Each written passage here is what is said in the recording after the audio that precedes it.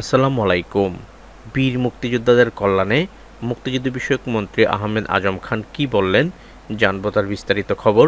তবে আপনি যদি যুদ্ধের জীবন চ্যানেলে নতুন হয়ে থাকেন, চ্যানেলটি অবশ্যই সাবস্ক্রাইব করবেন, পাশেই থাকবেন।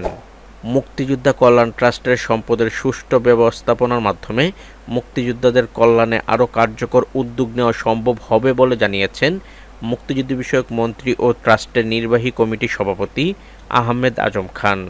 বাংলাদেশ মুক্তিযোদ্ধা কল্যাণ ট্রাস্টের নবগঠিত নির্বাচনী কমিটির প্রথম সভা এবং নির্বাহী কমিটির ৭৪তম সভায় তিনি এসব কথা বলেন। ঢাকার মতিঝিলে মুক্তিযোদ্ধা কল্যাণ ট্রাস্টের সভাকক্ষে এ সভা অনুষ্ঠিত হয়।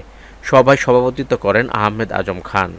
সভায় মন্ত্রী বলেন, বর্তমানে বাংলাদেশের মুক্তিযোদ্ধা কল্যাণ ট্রাস্টের আওতায় যুদ্ধাহত, খেতাবপ্রাপ্ত বীর মুক্তিযোদ্ধা এবং শহীদ মৃত যুদ্ধাহত, মৃত খেতাবপ্রাপ্ত বীর মুক্তিযোদ্ধা পরিবারের কল্যাণ ও পুনর্বাসনে কাজ করা হয়। ট্রাস্টের সম্পদের সুষ্ঠু ও দক্ষ ব্যবস্থাপনা নিশ্চিত করা গেলে শুধু যুদ্ধাহত, খেতাবপ্রাপ্ত বীর মুক্তিযোদ্ধা এবং শহীদ বা মৃত বীর মুক্তিযোদ্ধা, মৃত খেতাবপ্রাপ্ত বীর মুক্তিযোদ্ধা পরিবারই নয়, বরং সব শ্রেণীর বীর মুক্তিযোদ্ধাদের কল্যাণে আরও কার্যকর উদ্যোগ গ্রহণ এবং সরকারের তহবিলেও অর্থ জমা দেওয়ার সক্ষমতা অর্জন সম্ভব।